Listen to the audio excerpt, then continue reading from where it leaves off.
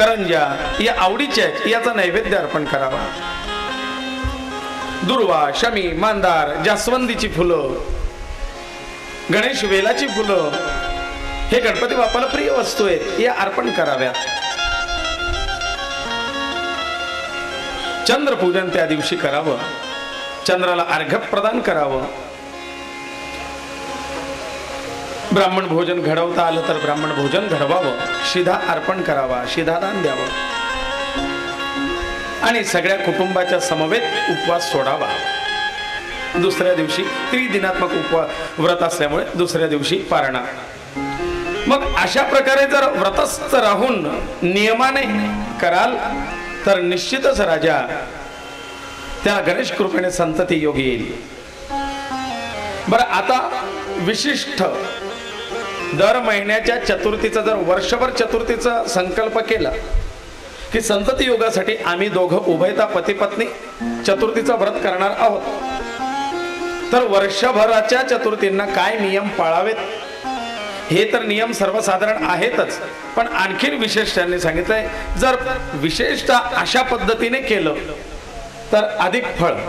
म्हणजे काय? चैत्रात पंचगव्य, वैशाखात दुर्वांचा रस, ज्येष्ठात तूप, आषाढात मध, श्रावणात लाडू, भाद्रपदात दही, आश्विनात पूर्ण उपवास, कार्तिकात दूध, मार्गशीर्षात पूर्ण उपवास निराहार, पौष महिन्यात गोमूत्र, माघ महिन्यात तीळ आणि फाल्गुन महिन्यात तूप साखर हे खाऊन उपवास करावा आणि हे देवाला अर्पण करावं। जसं 16 सोमवारात तुम्ही फक्त खडी साखर खाऊन उपवास करतात ना, तसं एक दिवस फक्त गोमूत्र पिऊन उपवास, एक दिवस फक्त तूप खाऊन उपवास, एक दिवस फक्त दूध पिऊन उपवास, म्हणजे चतुर्थीचे हे असं व्रत प्राप्त करणाऱ्याला लवकर सिद्धी प्राप्त होते, वाचा सिद्धी प्राप्त होते। असे अनेक उपाय या व्रता, असा अनेक प्रभाव या व्रताचं सांगितलेलं आहे। वर्षभर शीघ्र सिद्धी, शीघ्र फळ। मग कृतवीर्याला हे पितृदेवता दृष्टांत देतात, त्या दृष्टांतानुसार कृतवीर्य या चतुर्थीचे व्रत करतो आणि खरोखर बाप्पाच्या प्रसादाने कृतवीर्याला एक पुत्र होतो।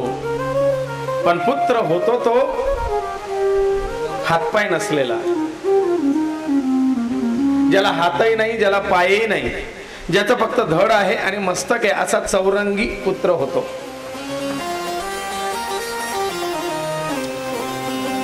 राजाला आनंदही आहे आणि दुःखही आहे। नसल्यापेक्षा काहीतरी मुलबाळ दिलं भगवंताने, पण मग दिलं तर असं अपंग दिलं, दुःख वाटतंय। पण गणेश उपासना चालू ठेवतो, गणेशाची उपासना सुरू आहे, नाम जप सुरू आहे।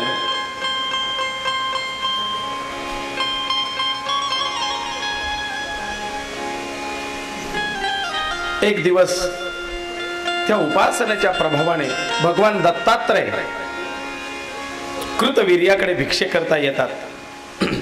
कारण दत्त प्रभू रोज 12 वाजेला भिक्षेला भ्रमंती त्यांची सुरू असते, ते कधी कोणाकडे केव्हा येतील सांगता येत नाही। आणि तो दिवस कृतवीर्याचा होता। कृतवीर्याकडे भगवान दत्तात्रय भिक्षेला पोहोचले। ओम भवति भिक्षां देहि,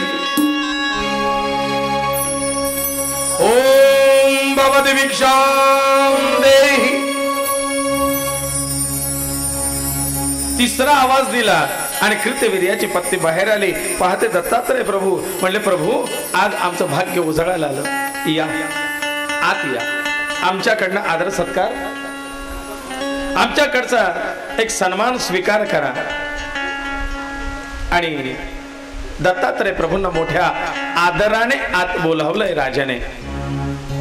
दत्त प्रभूंचं पाद्यपूजन करतात, कारण हे प्रभू तुमचं दर्शन सर्वसाधारण सगळ्यांना शक्य नाही, कारण दत्तात्रय कुठे एका ठिकाणी भेटतील हे सांगता येत नाही। दत्तात्रय वज्र कवच नावाचं एक स्तोत्र आहे आणि त्याच्यामध्ये दत्तात्रयांचं स्तुती वर्णन करताना असं लिहिलंय, कदा योगी कदा भोगी कदा नग्नम पिशाच्यवत, पिशाच्यवत, कधी योगी स्वरूपात, कधी भोगी स्वरूपात, कधी कफल्लक निरंजन स्वरूपात. हे दत्तात्रय वेगवेगळ्या रूपामध्ये कोणाला कुठे कसे भेटतील सांगता येत नाही. ओळख फक्त पटली पाहिजे. आणि म्हणून दत्तात्रयांचं चरण प्रक्षालन करताना राजा ध्यानमूलम गुरोर्मूर्ती पूजामूलम गुरोपदम मंत्रमूलम गुरोर्वाक्यम मोक्षमूलम गुरुकृपा. हे प्रभू, आमचं काहीतरी पूर्व पुण्य फळाला आले आणि दत्त प्रभूंचं आम्हाला दर्शन घडावं. प्रभो, आलेला आहात तर माझ्या मुलाला आशीर्वाद देऊन जा. आणि ते हात पाय नसलेल्या चौरंगी मुलाला दत्त प्रभूंच्या समोर आणून ठेवलंय. बाळा, अरे बाळा, दत्त प्रभूंना नमस्कार कर. पडलेल्या अवस्थेत त्याने दत्त प्रभूंकडे डोळे भरून पाहिलंय आणि घडघड घडघड त्याच्या डोळ्यातून पाणी येऊ लागलंय की मी धड उठून दत्त प्रभूंना नमस्कारही करू शकत नाहीये. काय माझं दुर्भाग्य. पण दुर्भाग्यापेक्षा भाग्यवान म्हणावं, कारण मी गुरुदत्तांकडे जाऊ शकलो नाही, पण दत्त गुरु माझ्यापर्यंत पोहोचले.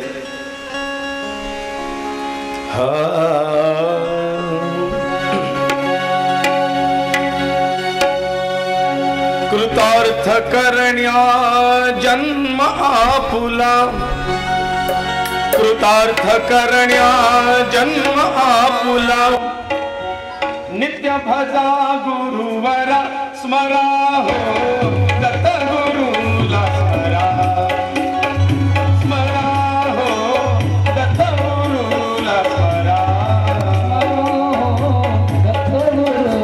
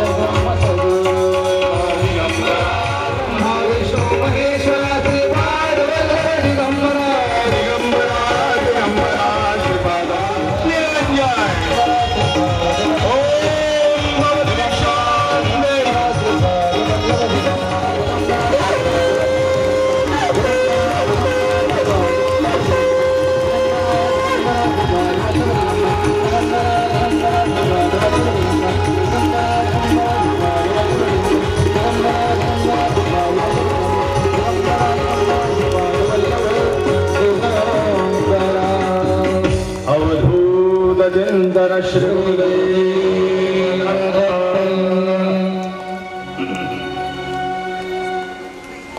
शांततेने चालू द्या कान इकडे आणि दत्त प्रभूंच्या पायावरती पुन्हा सुंदर होईल. दत्त गुरुने त्या बाळाला गणेश मंत्र दिलाय आणि एक प्रवाळाची गणेश मूर्ती दत्त प्रभू देतात.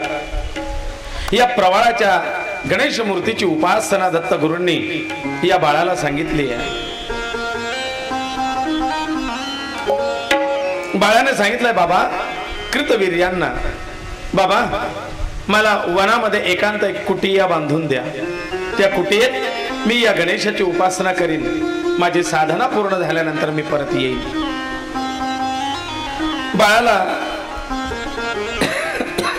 एक कुटिया बांधून दिली गेली आणि त्या एकांतात बसून दिवस रात्र हा चौरंगी हात पाय नसलेला बाळ भगवंताचं नामस्मरण, त्या गणेशाचं नामस्मरण, नामसंकीर्तन करतोय.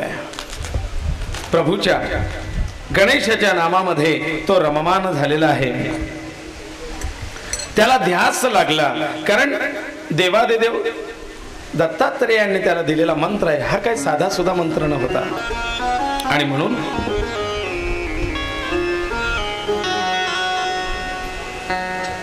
तो सदैव भगवंताचं भजन पूजन करू लागला. मंगलदायक सिद्धी विनायक गौरी गजानना, मंगलदायक सिद्धी विनायक गौरी गजानना, मंगलदायक सिद्धी विनायक गौरी गजानना, मंगलदायक सिद्धी विनायक गौरी गजानना, गौरी गजानना बाप्पा गौरी गजानना, गौरी गजानना बाप्पा गौरी गजानना, मंगलदायक सिद्धी विनायक गौरी गजानना, मंगलदायक सिद्धी विनायक गौरी गजानना, गणपती गजानना बाप्पा हो मंगलदायक सिद्धी विनायक गौरी गजानना, ओ मंगलदायक सिद्धी विनायक गौरी गजानना. प्रसन्न होऊन गणपती बाप्पा प्रगट होतात आणि त्या बाळाला सांगतात की बाळा, अरे तुझ्या उपासनेने मी प्रसन्न आहे, माग तुला काय मागायचं. बाप्पा मी ह्या अशा अवस्थेत आहे, मला तुमची सेवा उपासना घडावी असं निदान माझं शरीर असावं. मग मग गणपती बाप्पा त्या बाळाला आशीर्वाद देतात. तुला हात पाय नाही ना, आजपासून तुला एक नाही दोन नाही 1000 हात देतो. 1000 हातांचा. कोणी कोणी प्रश्न विचारते 1000 हात मग देवाने कुठे कुठे लावले असतील म्हणे त्याला. म्हणजे 500 माणसांचं बळ एकट्याला दिलंय. एवढा तो बलशाली होता. याचं नाव दिलंय, मी आतापर्यंत मुद्दाम नाव नाही घेतलं. याचं बालपणापासून नाव आहे कार्तिवीर्य. आणि आता गणपती बाप्पा त्याला 1000 हातांचं बळ देतात, तर त्याचं नाव त्या दिवसापासून होत आहे सहस्रार्जुन. सहस्र हातांचा सहस्रार्जुन. हा याला एक नाव पडलंय बाहुबली. कौन है वो, कौन है वो, कहां से वो आया. पण तुम्हाला खोटं वाटू देऊ नका, खरंच हा बाहुबली. कारण गणेश पुराण उघडून पहा, या सहस्रार्जुनाची जी नगरी आहे ना, त्या नगरीचं नाव आहे माहिष्मती. म्हणजे कदाचित काही तिकडच्या त्या साऊथ इंडियन इतिहासात या सहस्रार्जुनाची काही स्टोरी असेल, त्याच्यावरतून तो बनवलेला असेल का काही सांगता येत नाही.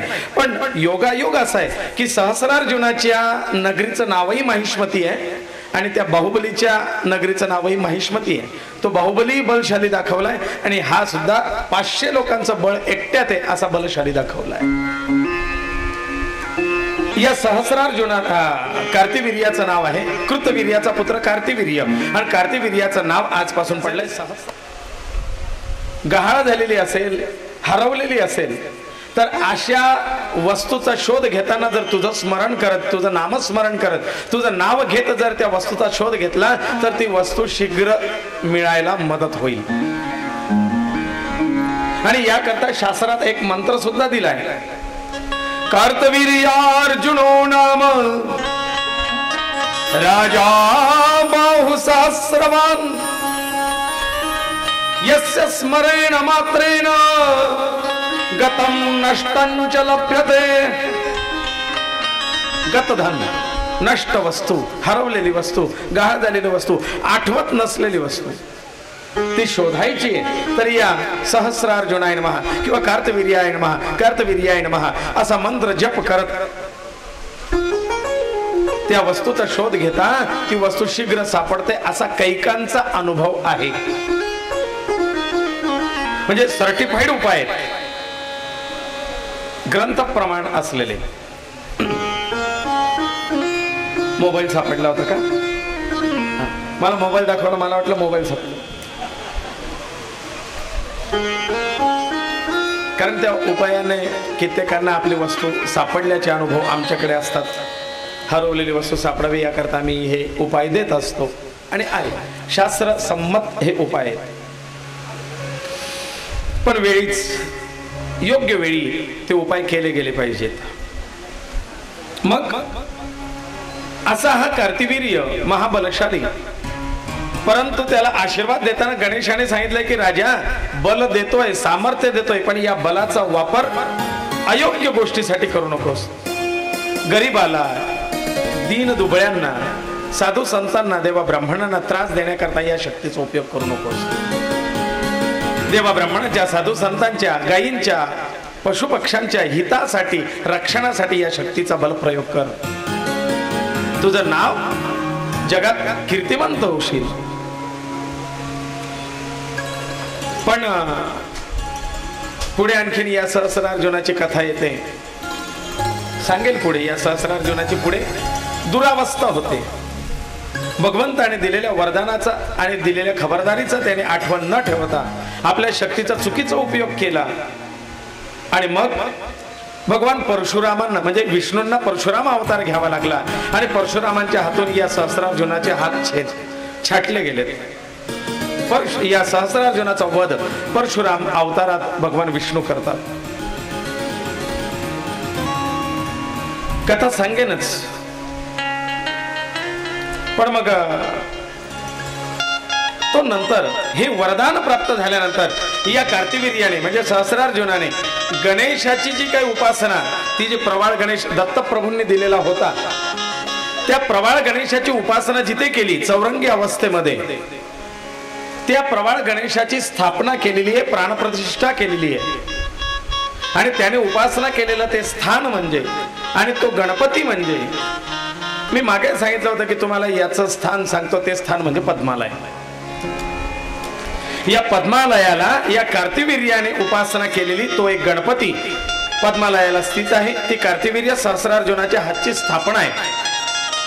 आणि दुसरा गणपती आहे धरणीधर.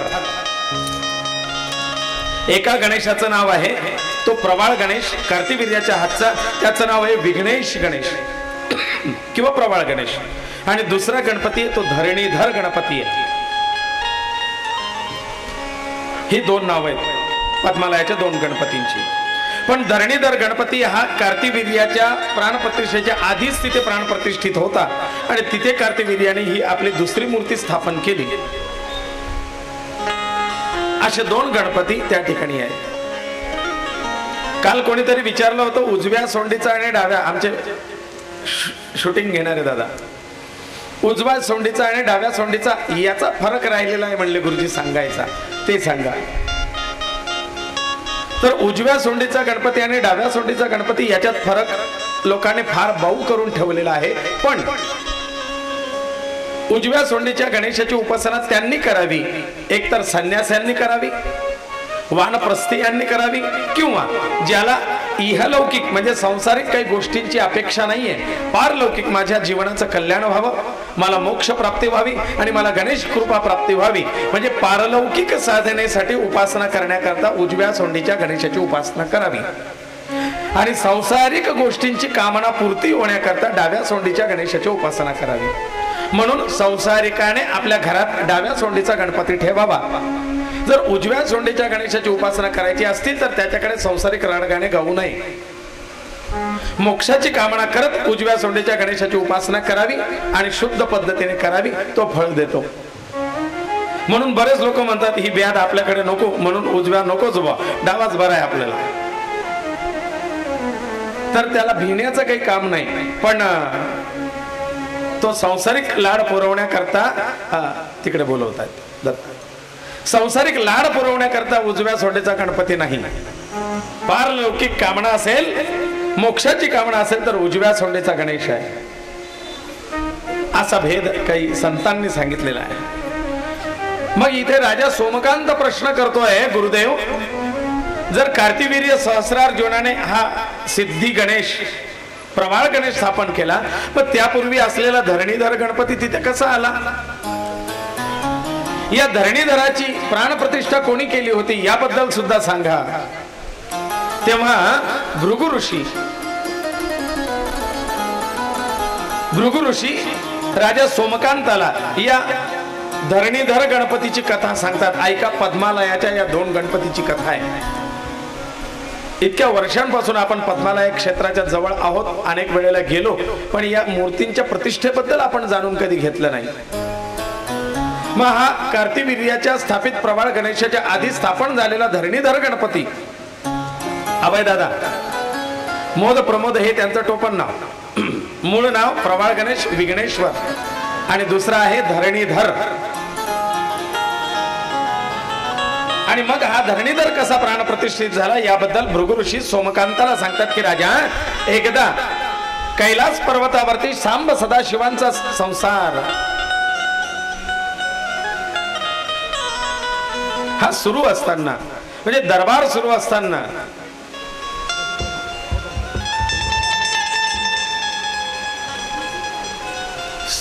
जी काही स्वर्गलोकीच्या, भूलोकीच्या, पितृलोकीच्या चर्चा महादेवांच्या समोर चालल्या होत्या, या चर्चेतून जो महादेवांच्या गळ्यातला शेषनाग आहे ना, महादेवांच्या गळ्यातला नाग, त्याला जरा अहंकार झाला आणि तो विचार करतोय, बघा मी महादेवांचं आभूषण बनून महादेवांच्या सोबत राहतोय, देवाच्या खांद्यावर बसण्याचं सौभाग्य मला आहे आणि या सगळ्या ब्रह्मांडाचा, भूलोकाचा भार मी धारण केलेला आहे. खऱ्या अर्थाने भूधर मी आहे. कारण पुराणात असं सांगितलेलं आहे, पुराणात असं वर्णन आहे की शेष नागाच्या फणावरती हा ब्रह्मांड गोळा किंवा धरणी ही आहे. लौकिक अर्थ नसतो घ्यायचा, गूढार्थ जर घेतला तर खरोखर तुम्ही बघा ना, गुगलला टाकून आपल्या गॅलेक्सीच्या संबंधित जाणून घ्या, ब्रह्मांडाच्या संबंधित जाणून घ्या, युनिवर्स. तर त्या युनिवर्सचं ज्या वेळेला ते चित्रीकरण दाखवलं जातं त्यात आपली पृथ्वी एका धुळीच्या कणासारखी भासते. आपल्याला आपली संपूर्ण पृथ्वी एक धुळीकण, जो आपल्याला लाईटाच्या प्रकाशात धूळ उडताना दिसते, त्या धुळीतल्या एका कणाप्रमाणे आपली पृथ्वी आहे. असं एवढं मोठं आपलं ब्रह्मांड आहे, एवढी व्याप्ती आहे. अशा कित्येक पृथ्वी या ब्रह्मांडात अशाच फिरतायत. तर मग तुम्ही जर असा अर्थ कराल की तो शेषनाग आहे, त्याने ती पृथ्वी डोक्यावर घेतली आहे, मग आपल्याला अवकाशातून घेतलेल्या फोटोग्राफ मध्ये ती का दिसत नाही? अरे अशा कित्येक पृथ्वी आहेत, अशा कित्येक सूर्य चंद्र तारे आहेत, त्यांचा एक समूह आहे. तो एक तारका समूहाचा एक तारामंडल आहे, ते ग्रहमंडल आहे, मग त्याची एक आकाशगंगा आहे. अशा कित्येक आकाशगंगांचा त्या गॅलेक्सी आणि युनिवर्स तो एक ब्रह्मांड गोळा होतो. आणि अशा कित्येक ब्रह्मांडाचा अधिनायक, एका ब्रह्मांडाचा एक ब्रह्म मालक, अशा अनेक ब्रह्म आणि अनेक ब्रह्मांडाचा एक नायक विष्णू. मग त्याच्या पलीकडे फार आहे, पण आपल्याला जर ब्रह्मांडच त्याची व्याप्ती सुद्धा कळून घेणं शक्य नाही, तर मग आपण त्या शेषाच्या फणावर असलेल्या पृथ्वीची कल्पना कशी करू शकणार आहे? तो फार पलीकडे शेष तो अनुभवणं. आणि मग या शेषाला असा भास झाला की मीच खरा भूधार आहे, मीच या ब्रह्मांडाचा भार सांभाळतोय. या सगळ्या देवता म्हणले काही उपयोगाचे नाही, खऱ्या अर्थाने भार सांभाळलाय तो मला. आणि बघा कनेक्शन, लवकरात लवकर रेंज, त्यांच्या डोक्यात चालत असलेले विचार लवकर रेंज मध्ये कोण आहे जास्त जवळ? नागाच्या महादेव. कारण त्यांचं डोकं इथे त्या रेंज मध्ये कनेक्टिंग पटकन झाली आणि त्या टेलिपथीने महादेवाने जाणलं की अरे हे थोडं फुगायला लागलंय. आणि मला असे अहंकारी लोक आवडत नाही. हे ज्या वेळेला कळलं, असा तो गळ्यातला नाग घेतला, असा घेतला, असा आपटला आणि ताडकन महादेव उभे राहिले. तो जसा आपटला गेला स्वर्गातून कैलासातून खडखड खडखड खडखड खडखड खडखड खडखड भूलोकात दऱ्याखोऱ्यात जखमी झालाय शेषनाग. त्या सप्त स्वर्गातून पडता पडता पडता कैलासातून भूलोकावरती आलाय, त्या दऱ्याखोऱ्यात पडलाय.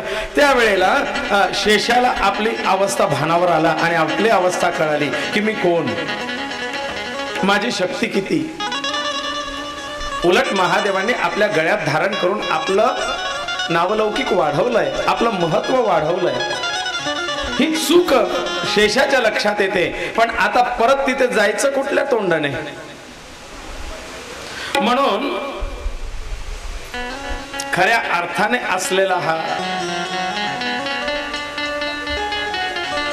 शिवाचा आभूषण या धरणीधराला म्हणजे या शेषनागाला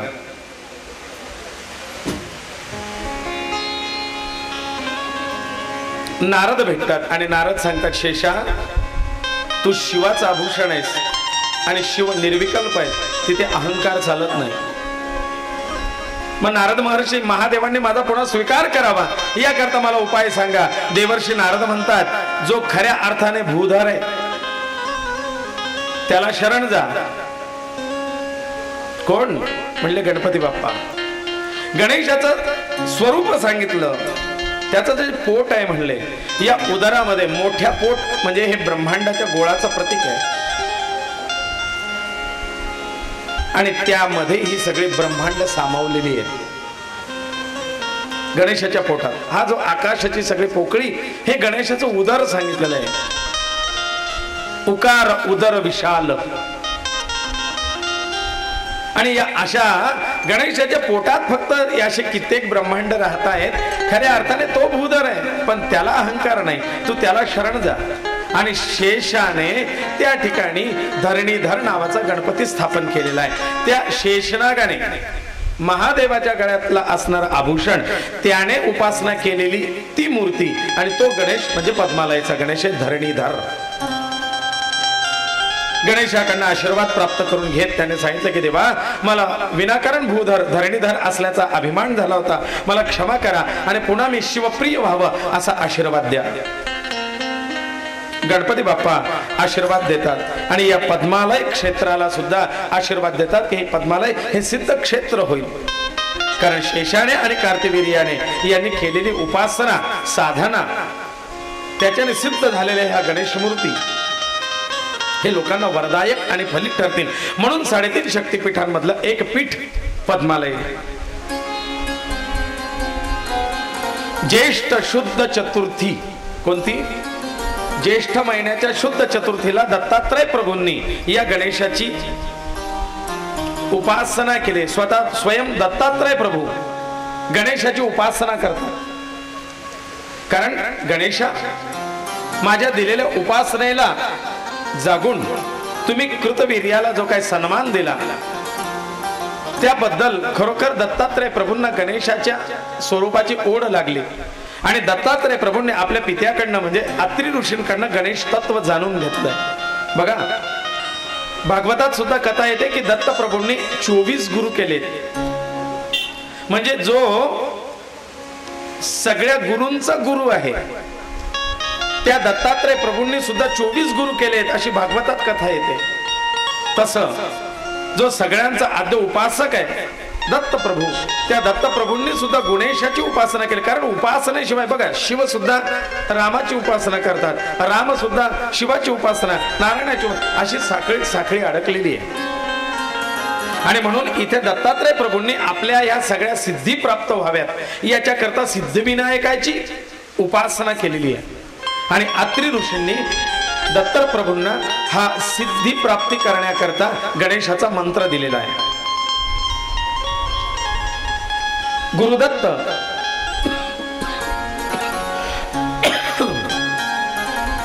गणेशाची एक मूर्ती स्थापन करतात. या मूर्तीला नाव दिलेलं आहे, दत्तात्रय प्रभूंनी स्थापन केलेल्या गणेशाच्या मूर्तीला नाव दिलेलं आहे विज्ञान गणेश. बघा, आणि या मूर्तीची प्राणप्रतिष्ठा स्थापना दत्तप्रभूंच्या हातून स्वयं झालेली आहे. तो दिवस होता ज्येष्ठ शुद्ध चतुर्थी. असा हा दत्त उपासक म्हणजे दत्ताने उपासना केलेला गणेश. आणि त्या गणेशाचं स्तवन, त्या गणेशाचं पूजन, त्या गणेशाचं महात्म्य विज्ञान गणेश म्हणून महती त्याची पुढे आली. याच विज्ञान गणेशाची प्राणप्रतिष्ठा कुठे झालेली माहितीये? दत्तप्रभूंनी केलेली.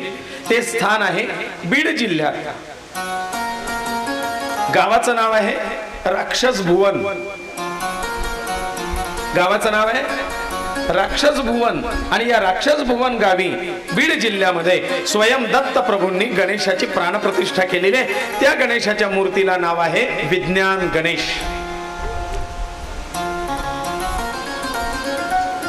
याच गणेशाची पूजा करण्याकरता नवग्रहांमध्ये परमप्रतापी ग्रह मानला जाणारा भगवान शनिदेव, या स्वयं शनिदेवांनी सुद्धा या गणेशाच्या उपासनेकरता शनिदेव काही दिवस त्या ठिकाणी येऊन राहिलेत. आणि त्या विज्ञान गणेशाची, दत्तप्रभूंच्या हातून स्थापित झालेल्या विज्ञान गणेशाची स्वयं शनिदेव उपासना करतात आणि ती आपली दृष्टी प्राप्त करून घेतात. कारण त्यावेळेला या राक्षस भुवन क्षेत्रामध्ये राक्षसांचा उत्पात जास्त होता आणि म्हणून ऋषीमुनींनी भगवंताची उपासना केली. आणि तेव्हा गणेश स्वयं शनिदेवांना सांगतात की शनिदेवा, तुम्हाला ही क्रूर दृष्टी देतो, या दृष्टीच्या प्रभावाने असुरांचा निपात होईल. तुम्ही फक्त वक्र दृष्टीने त्यांच्याकडे पहा, त्यांचा नाश व्हायला मदत होईल.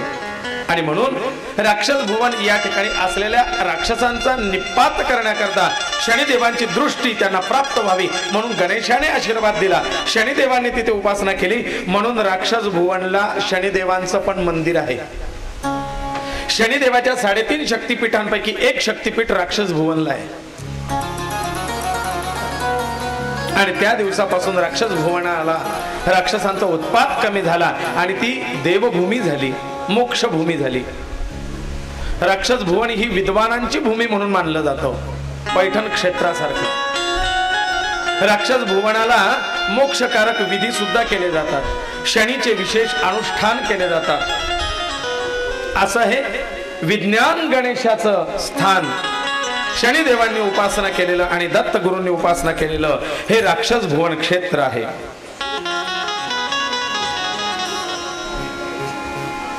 या गणेशाचं थोडं आपण चिंतन स्तवन करूया आणि मग पुढच्या कथा भागाकडे वळूया.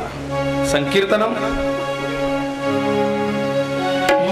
मोरया रे मोरया रे बाप्पा मोरया रे मोरया रे बाप्पा मोरया रे मोरया रे बाप्पा मोरया रे मोरया रे बाप्पा मोरया रे मोरया रे बाप्पा मोरया रे मोरया रे बाप्पा मोरया रे मोरया रे बाप्पा मोरया रे.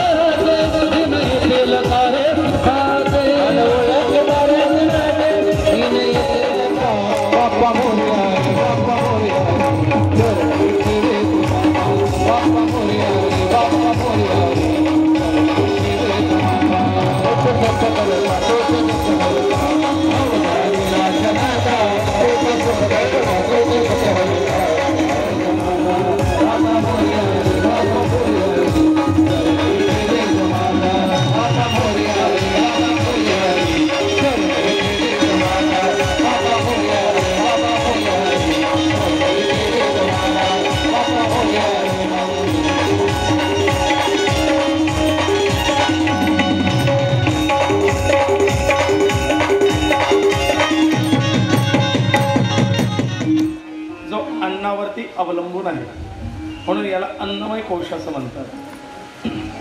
याच्यातला एक देह प्राणमय कोश जो श्वासावरती आणि प्राणशक्तीवरती चालतो.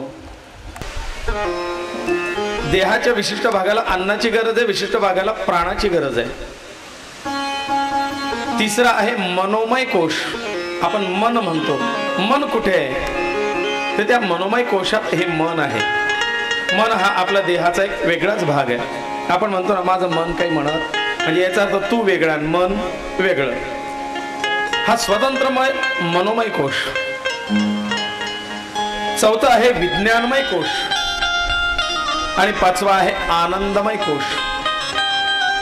हे पंचकोशात्मक आपला देह आहे आणि म्हणून याच्यातला हा जो विज्ञानमय कोश आहे, या विज्ञानमय कोशाचं स्वरूप म्हणून भगवान दत्तात्रेयाने या गणेशाची इथे स्थापना केलेली आहे. अशाच प्रकारे ब्रह्मदेव व्यासांना ही कथा सांगतायत की बाबा काश्यप ऋषींनी आपल्या मुलांना गणेशाची 1000 नावं दिली होती. यापैकी ब्रह्मदेवाने त्या 1000 नामावलीतून 12 नामावली विशेष असे काढलेले.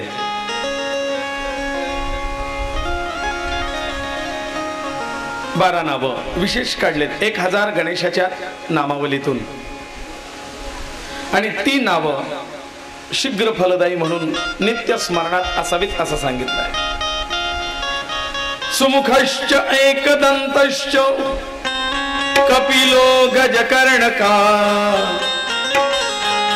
लंबोदरश्च विकटो विघ्ननाशो गणाधिपा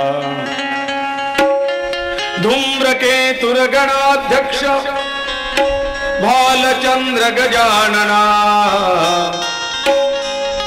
द्वादश एतानि नामानि यः पठेत् शृणुयादपि विद्यारम्भे विवाहे च प्रवेशे निर्गमे तथा संग्रामे संकटेश्चैव विघ्नस्तस्य न जायते। जो नित्य या 12 नावांचं स्मरण करेल त्याच्या विवाह मंगल कार्यात कधी अडचणी येणार नाही, त्याच्या विद्यारंभामध्ये शिक्षणात कधी अडचणी येणार नाहीत, संग्राम युद्ध प्रसंगी किंवा वादविवादात नेहमी त्याचा जय होईल, संकट ही त्याला भिवून दूर पळतील किंवा आलेल्या संकटावरती मात करून ही व्यक्ती निघेल जो नित्य या 12 नावांचा स्मरण करेल। याच 12 नावांना वेगळ्या पद्धतीने देवर्षी नारदांनी मांडलेले आहेत आणि ते संकटनाशक गणपती स्तोत्राच्या रूपात आपल्याला एक वरद स्तोत्र म्हणून प्राप्त झालं।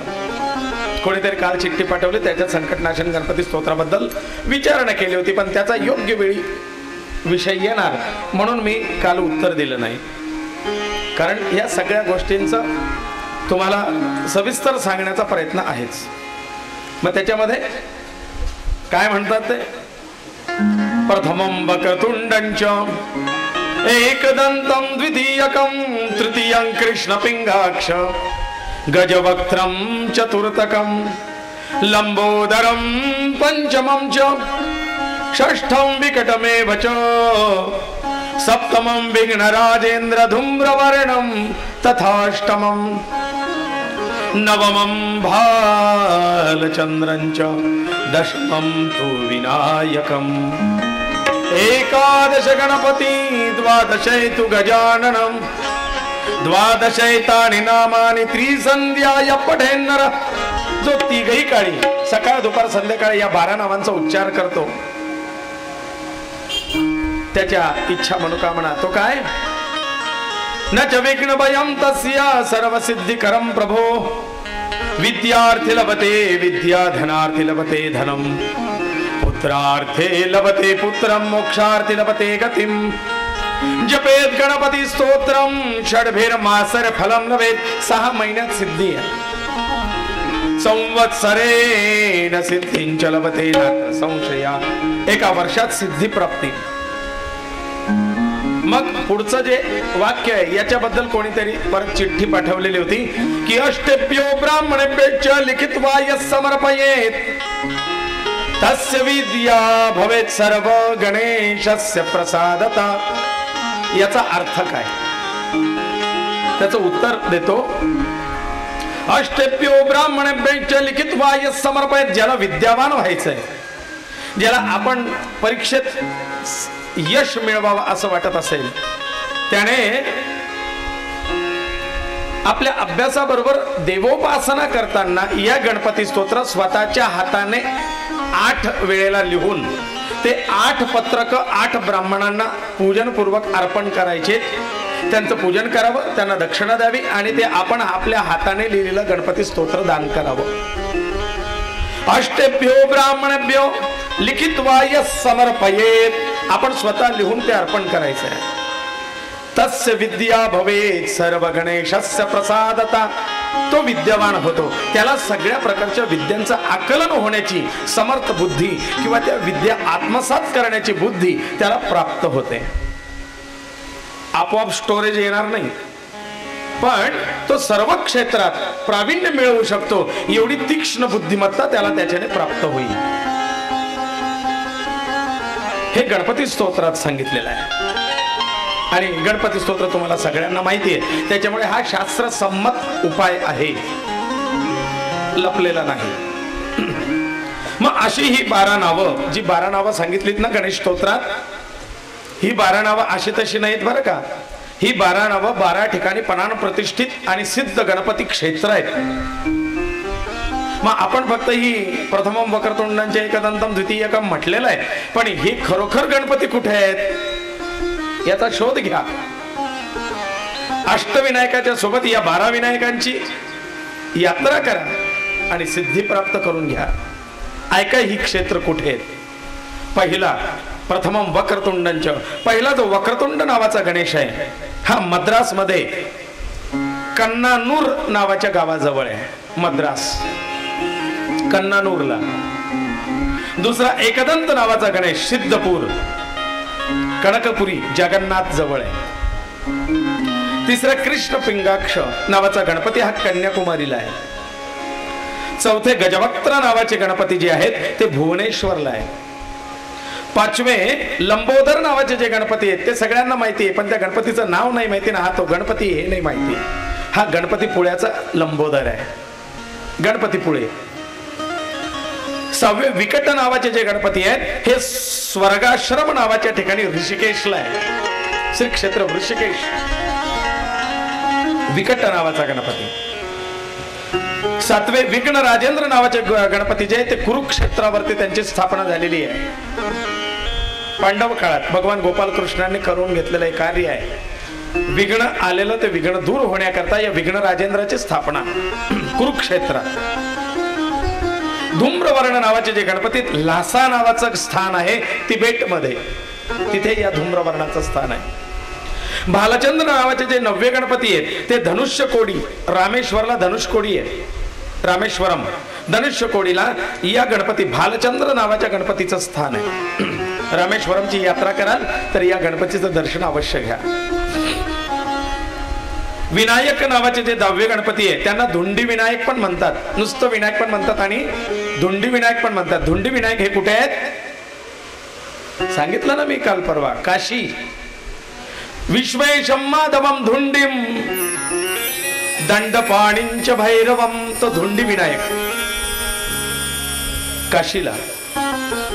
गणपती जो एकादश गणपती म्हणजे 11वा गणपती नावाचं जे स्थान आहे ते गोकर्ण महाबळेश्वरला आहे. कोणता गणपती? गोकर्ण महाबळेश्वरला, ज्याने देवांना मोठ्या संकटातून वाचवलं होतं बरं का, म्हणून त्याची सगळ्या देवांनी मिळून प्राणप्रतिष्ठा केलेली तो गोकर्ण महाबळेश्वरला हा गणपती. आणि 12वा गजानन. गौरीकुंड जे बद्रीनाथ केदारनाथला गेलेले त्यांना माहिती गौरीकुंड. गौरीकुंडापासून केदारनाथाच्या यात्रेला सुरुवात होते आणि त्या गौरीकुंडाजवळ हिमालयामध्ये या गजाननाची प्राणप्रतिष्ठा आहे. अशी ही 12 स्थानं 12 ठिकाणी आहेत. त्या 12 स्थानांच्या त्या 12 गणपतीचं स्तवन या गणपती स्तोत्रात आहे. संकटनाशन गणपती स्तोत्र फार अनन्य साधारण या गणपती स्तोत्राला महत्व आहे, पण त्याची उपासना तशी झाली पाहिजे.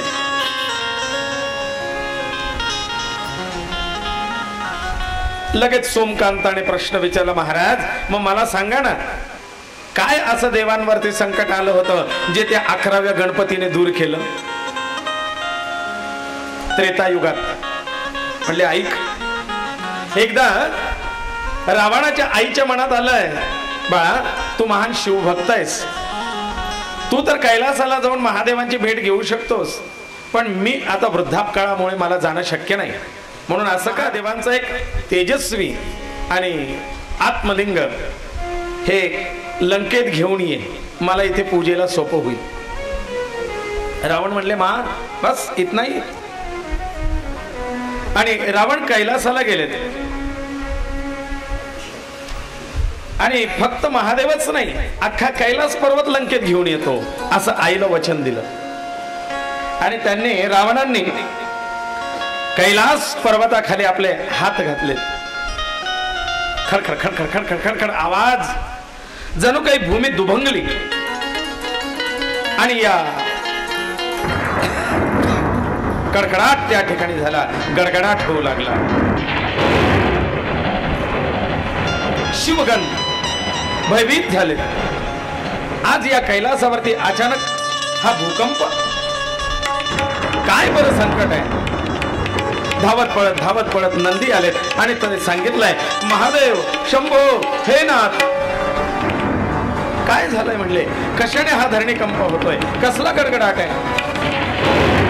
म्हणले तो महापराक्रमी ज्याने आपल्या पराक्रमाने नवग्रहांना बंदिस्त करून ठेवलंय, ज्याने त्रैलोक्यातल्या सगळ्या देवांना गडबडून सोडलंय, त्राही त्राही करून सोडलंय, तो महाबलशाली रावण कैलासावरती आलाय आणि त्याने कैलास पर्वत उखडून लंकेत घेऊन जाण्याची प्रतिज्ञा घेतली आहे आणि म्हणून तो कैलास पर्वत मुळासकट उपटायला बसलाय. महादेवांच्या भुवया उंचावल्या. माझ्या वरदानाने एवढा उन्मत्त झाला की ज्याला आपल्या बाहुबलावरती अतिविश्वास. रावणा, अरे असशील बलशाली, पण तुझा बल माझ्या पायाच्या अंगठ्याशी फक्त बरोबरी करणार सुद्धा नाही. महादेवाने आपला पायाचा अंगठा त्या कैलासावरती बसलेल्या आसनाला तिथेच दाबला आणि वजन असं वाढलं की रावणाचे हात त्या पर्वताखाली दाबले गेले. त्याला आता ते उचलता येईना, दगडाखाली हात दाबले असं म्हणतो आपण.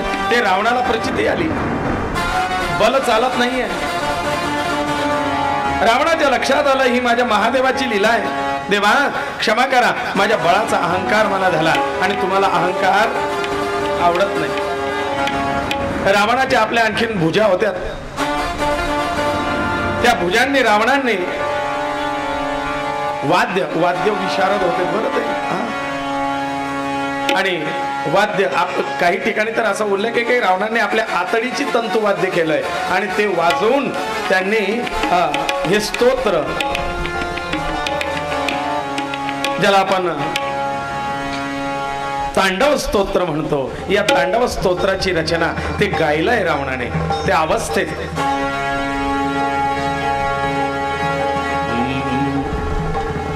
जटाटवी गलचल प्रवाह पावितस्थल गलेवलंब लंबितं भुजंग तुंगमालिकम्. जटाटवी गलचल प्रवाह पावितस्थल गलेवलंब लंबितं भुजंग तुंगमालिकम्. वट्ट वट्ट वट्ट मानिनाद वट्ट मर्वय ककार दंड तांडवं करोतु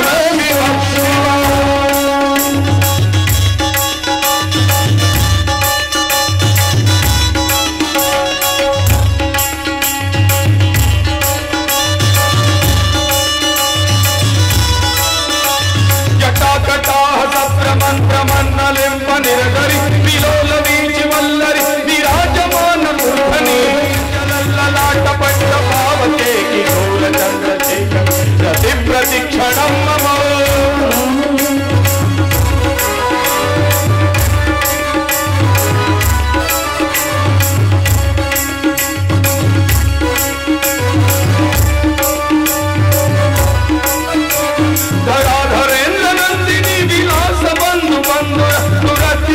संतति प्रमोदमान मानसे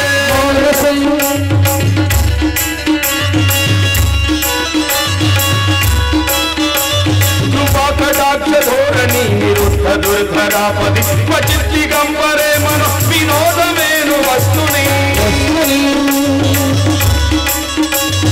ओम नमः शिवाय.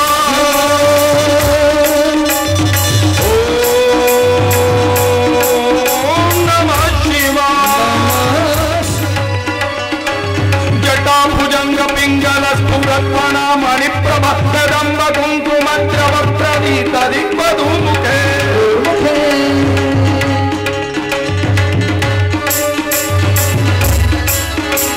मदान्ध सिंधुरस्फुरत्व भुत्तरीय मेदिते मनो विनोद मद्भुतं विभक्तभूत भर्तरी.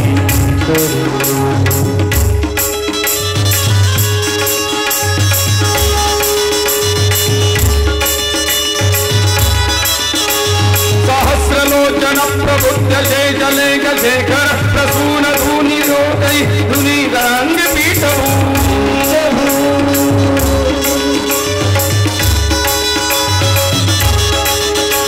भुजंग राजमालया निबद्ध जाट झूटक श्रियै चिराय जायत चकोर बंधु शेखर.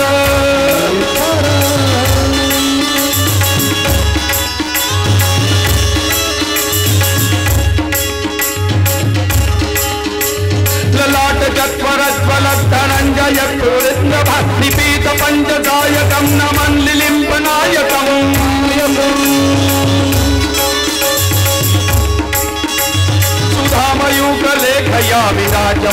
शेखरं महाकपालि सम्पद शिरोजटा नमस्तु नः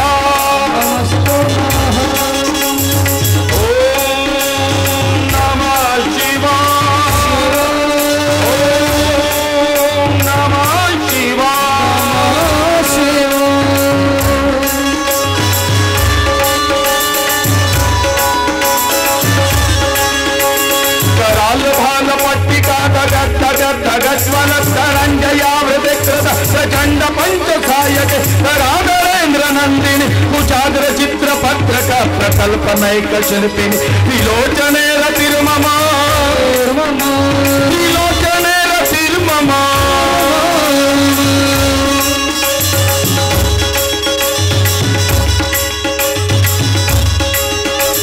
नवीन मेघमंडली निवृत्त दुर्धर स्फुरत्तु निशीति निप्तम प्रबंध बंध कंधरा निलिंब निर्झरी धर